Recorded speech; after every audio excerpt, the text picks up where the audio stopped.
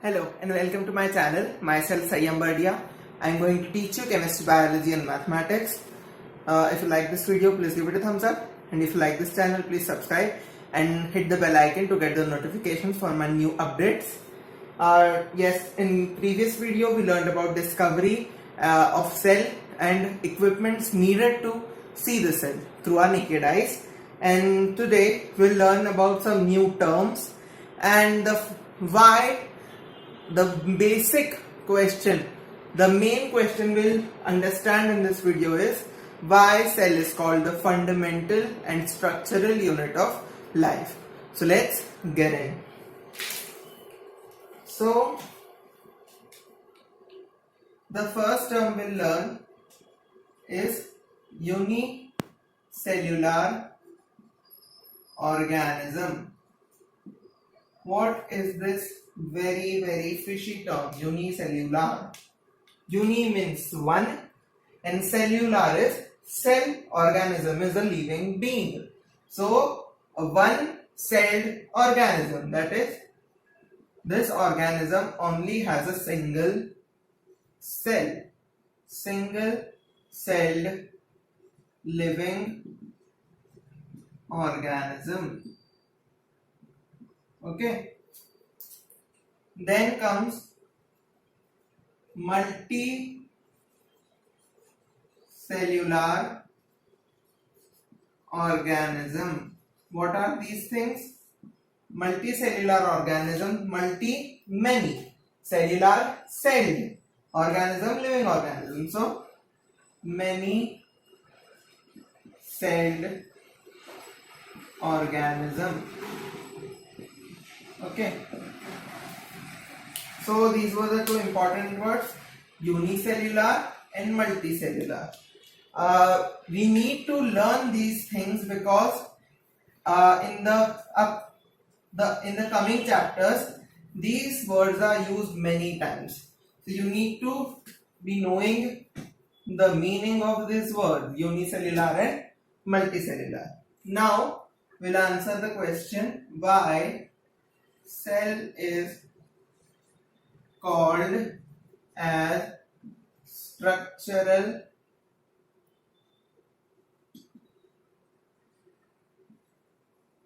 and functional unit of life.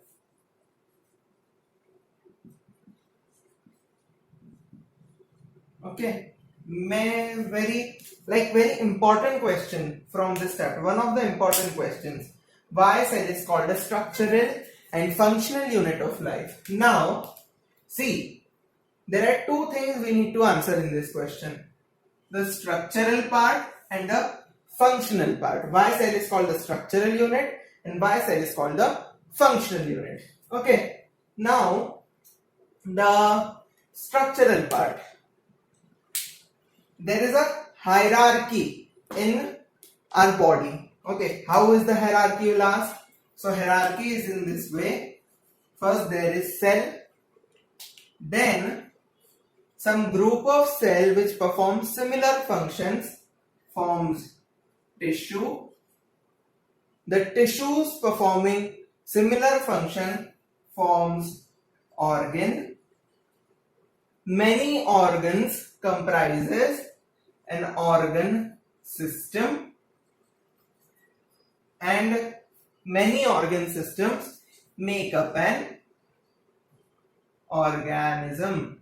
Okay, so this is the hierarchy: cell, tissue, organ, organ system, organism. Okay, so cell, then similar cells form tissues, similar tissues form organs, organs of different kinds form organ system, and different organ system forms an organism.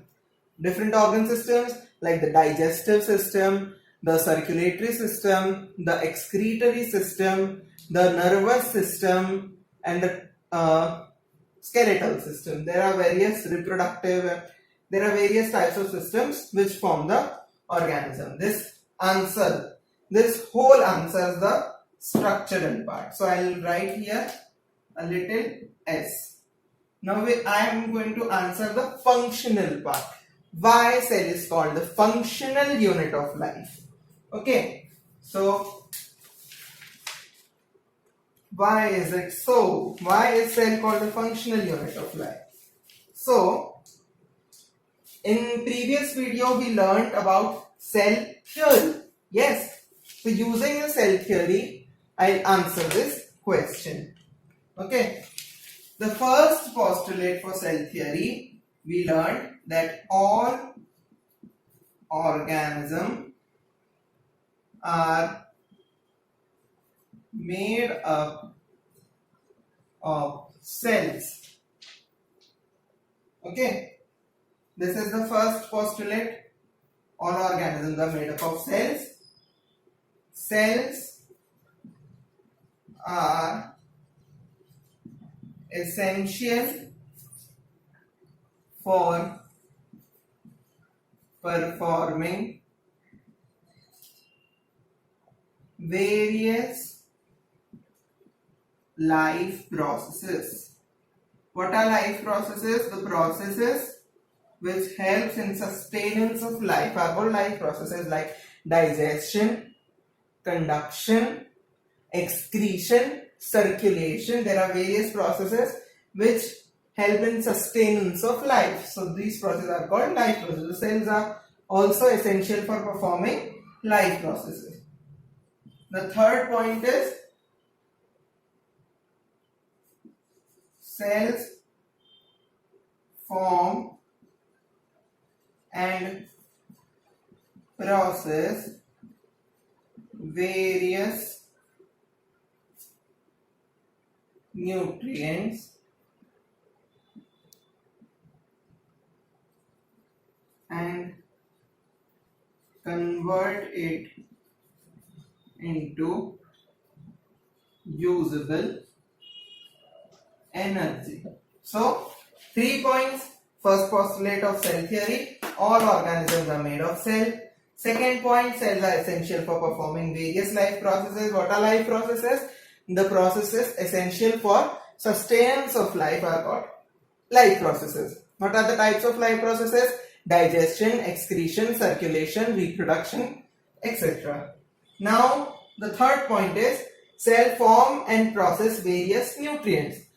In cell, there is a cell organelle called ribosome. Ribosome makes proteins which are essential for making DNA and RNAs.